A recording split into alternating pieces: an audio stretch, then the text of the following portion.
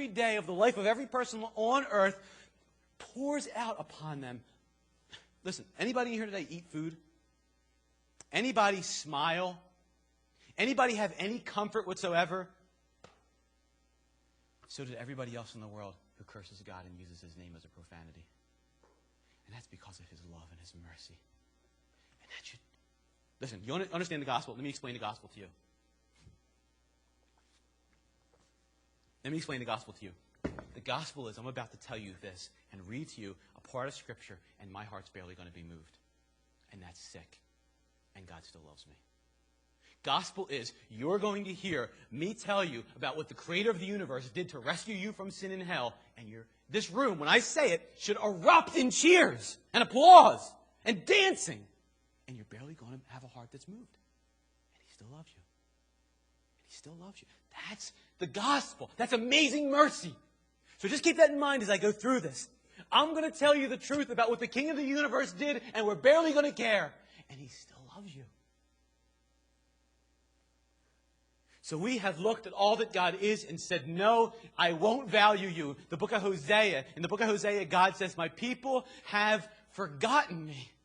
They've just forgotten me. I've offered myself to them, and they've forgotten me. They've chased after the things I made, thinking the things that I made are going to satisfy them more than me, the Maker. That's foolishness. It's evil, and it's an insult to him. It's such an insult to his value, because his value is infinite. It's such an insult to his value that it deserves a punishment that's just as great. And the punishment is, you will never see the face of God. It's the penalty for sin. You'll be cut off from him forever. That's the position of every human being born into this world, in sin. That's you and me. Does that move you at all to understand that this God of great worth, listen, if you've ever seen the sunset, if you've ever seen the stars at night, if you've ever fallen in love with anybody in your life, if you've ever valued anything, that valuing, that beauty that you saw is the smallest hint of his value. And you've said of that little value, this is better than him by a million. And that's insulted him so badly. The angels must just be in awe of our foolishness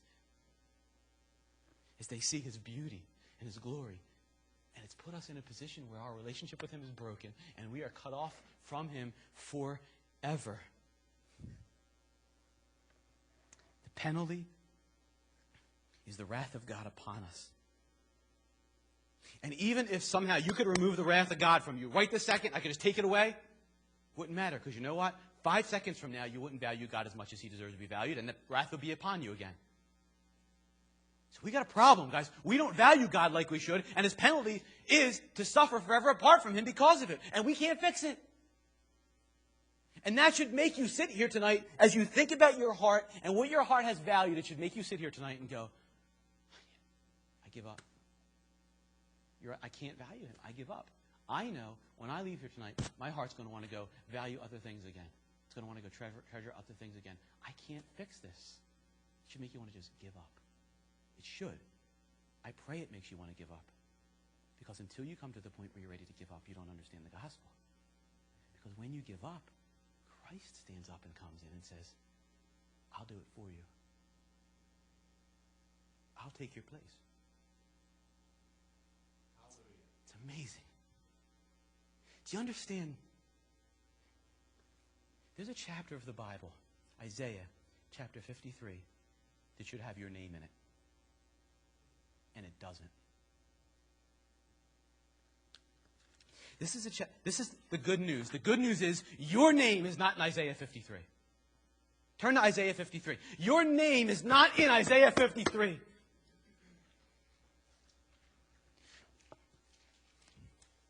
Here's what Isaiah 53 says.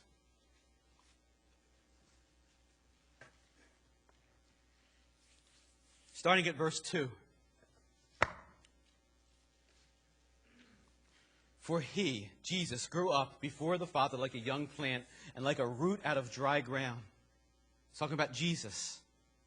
He had no form or majesty that we should look at him, and no beauty that we should desire him. He was despised and rejected by men, a man of sorrows and acquainted with grief, and as one from whom men hide their faces. He was despised, and we esteemed him not. Do you understand just what those words mean? The God of beauty and majesty and glory walked the earth and was ugly. He was so ugly that when he carried the cross up the hill, he says right here in verse 3, he was so ugly going up with that cross, men did this with their face. They covered their face, they hid their face from him. The God of the universe that angels hide their face before because of his beauty, men hid their face for because he was ugly. And do you know why he was ugly? Because he was carrying your sin. Every bit of ugliness in you, he was carrying to the cross. And men hid their face from that shame and their ugliness, the same way you would hide your face from the sin and the shame that's in you. Christ took it all upon himself. And we hid our face from him. Verse 3 should read this. This is how it should read. Listen, it should say this. I am despised and rejected by men. I am a man of sorrows and acquainted with grief. I am one from whom men hide their faces. I was despised. I was not esteemed. I should bear griefs. I should be carrying sorrows. I should be stricken. I should be smitten by God and afflicted. I should be wounded for my transgressions. I should be crushed for my iniquities. And it doesn't say that. It doesn't say it, guys. Your name's not in there.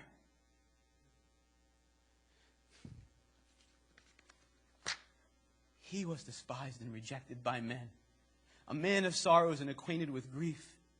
And as one from whom men hide their faces, he was despised and we esteemed him not. Surely he has borne our griefs and carried our sorrows. Yet we esteemed him stricken, smitten by God, and afflicted. But he was wounded for our transgressions. He was crushed for our iniquities. Upon him was the punishment that brings us peace. And with his stripes, we are healed. Do you know what a stripe is? A stripe is the scar and the tear in the flesh of the back of a man who's being whipped. With his stripes, with every one of the stripes upon his back, healing was brought to you.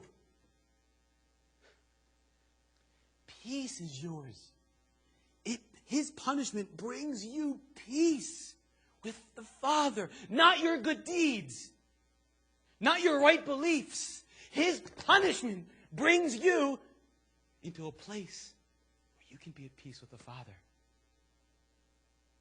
He is your substitute. It says in verse 12, the last two lines of verse 12, he bore the sin of many and makes intercession for the transgressors. Do you know what intercession means? It means that Jesus Christ stands in heaven to be your defendant. That the day that you go and you stand before God and the Father says, for what reason should this one enter my presence? And you have nothing to offer. The Son stands up and walks forward and he shows the scars on his wrist and he says, for this reason, this one should enter. I have borne his sin and his pain and his suffering. All of your wrath, Father, has been poured out on me. And all of my right behavior has been given to them. They are now righteous. That's salvation by grace alone, through faith alone. Do you believe that that mercy is for you? Or are you barely affected by it when I say it? What's happened in your heart when I just said this? Barely affected. That he would do this and me too, we're barely affected. And he still loves us. It was while we were